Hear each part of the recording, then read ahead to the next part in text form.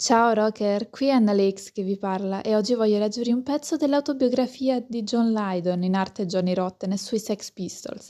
E egli dice: sui Sex Pistols si è scritto molto, gran parte era sensazionalismo o segmentali di giornalisti, il resto era puro veleno. Questo libro è quanto di più vicino alla verità si possa ottenere perché ritorna sugli avvenimenti dall'interno. Tutte le persone che compaiono nel libro erano effettivamente presenti ai fatti e queste pagine rappresentano tanto il loro punto di vista quanto il mio. Questo significa che insulti e contraddizioni non sono stati eliminati e nemmeno i complimenti, qualora ce ne fossero. Non ho tempo per le bugie e le fanaticazioni e neanche voi dovreste averne. Divertitevi o crepate. Questo dice John Lydon.